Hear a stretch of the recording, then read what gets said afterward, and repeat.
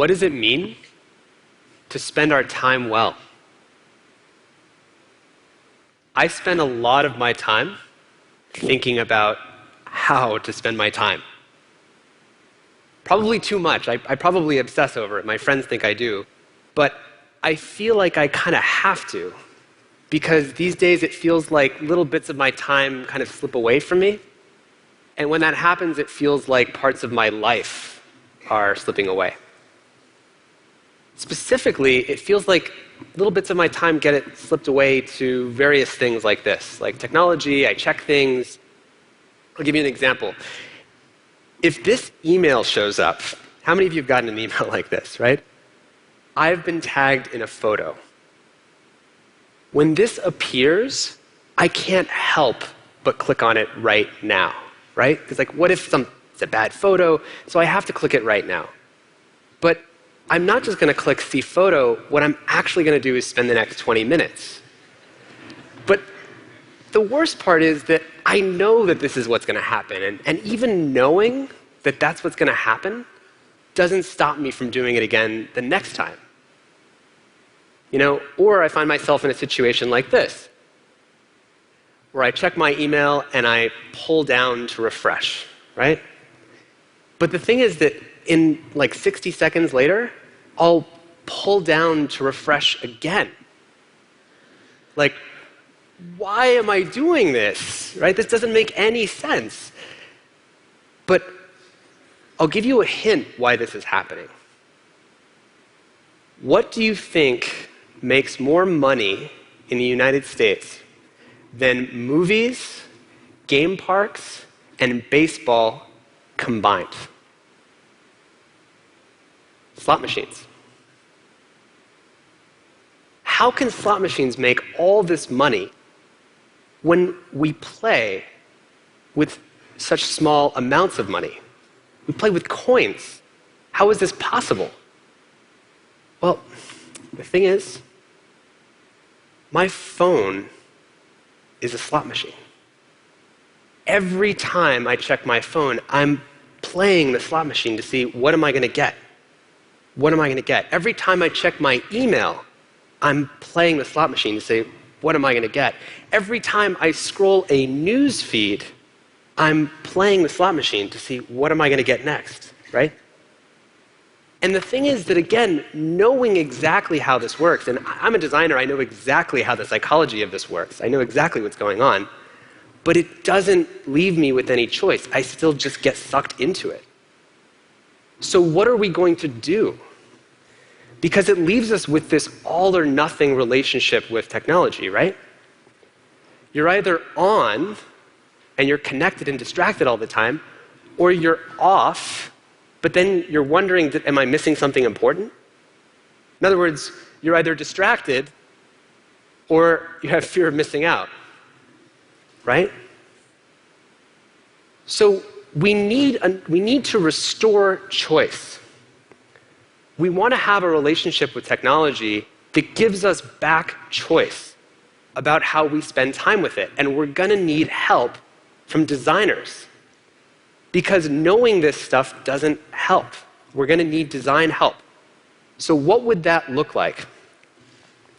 So let's take an example that we all face, chat, text messaging. So let's say there's two people. Nancy's on the left, and she's working on a document, and John's on the right. And John suddenly remembers, I need to ask Nancy for that document before I forget, right? So when he sends her that message, it blows away her attention, right?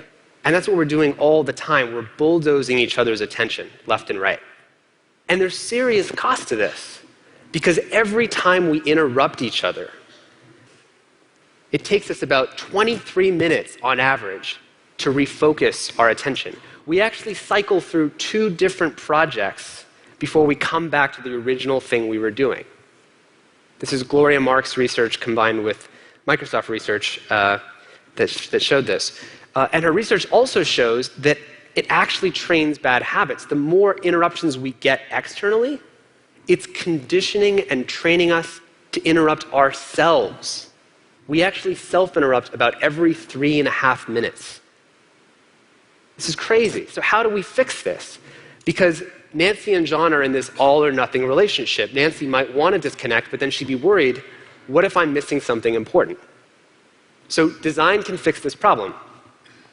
So let's say you have Nancy again on the left, John on the right, and John remembers, I need to send Nancy that document, except this time, Nancy can mark that she's focused. Let's say she drags a slider and says, I want to be focused for 30 minutes. So bam, she's focused. Now, when John wants to message her, he can get the thought off of his mind because he has a need, right? He has this thought and he needs to dump it out before he forgets. Except in this time, it holds the messages so that Nancy can still focus, but John can get the thought off of his mind, right? But this only works if one last thing is true, which is that Nancy needs to know that if something is truly important, that John can still interrupt. But instead of having constant accidental or mindless interruptions, we're now only creating conscious interruptions, right? So we're doing two things here. We're creating a new choice for both Nancy and John. But there's a second subtle thing we're doing here too. And that's that we're changing the question that we're answering. Instead of the goal of chat being, let's design it so that it's easy to send a message, right? That's the goal of chat. It should be really easy to send a message to someone. We change the goal to something deeper and a human value, which is, let's create the highest possible quality communication and relationship between two people. So we upgraded the goal. Now, do designers actually care about this? Do we want to have conversations about what these deeper human goals are? Well, I'll tell you one story, which is about a year ago, a little over a year ago, I got to help organize a meeting between some of technology's leading designers and Thich Nhat Hanh. Thich Nhat Hanh is an international spokesperson for mindfulness and meditation. And it was the most amazing meeting. You have to imagine, picture a room. On one side of the room, you have a bunch of tech geeks, right? On the other side of the room, you have a bunch of long brown robed, shaved heads, Buddhist monks, right? And the questions were about the deepest human values. Like, what does the future of technology look like when you're designing for the deepest questions and the deepest human values? And our conversation centered on listening more deeply to what those values might be. He joked in our conversation that what if instead of a spell check, you had a compassion check, meaning you might highlight a word that might be accidentally abrasive, perceived as abrasive by someone else. So does this kind of conversation happen in the real world, not just in these design meetings? Well, the answer is yes, and one of my favorites is couchsurfing. If you didn't know, couchsurfing is a website that matches people who are looking for a place to stay with a free couch from someone who's trying to offer it. So, great service. What would their design goal be? What are you designing for if you work at couchsurfing? Well, you would think it's to match guests with hosts, right? That's a pretty good goal. But that would kind of be like our goal with messaging before, where we're just trying to deliver a message. So what's the deeper human goal? Well, they set their goal as the need to create lasting, positive experiences and relationships between people who've never met before. And the most amazing thing about this was in 2007, they introduced a way to measure this, which is incredible. I'll tell you how it works. Every design goal that you have to have a corresponding measurement to know how you're doing, right? A way of measuring success. So what they do is say, let's say you take two people who meet up, and they take the number of days those two people spent together, right? And then they estimate how many hours were in those days. How many hours did those two people spend together? And then after they spend those time together, they ask both of them, how positive was your experience? Did you have a good experience with this person that you met, right?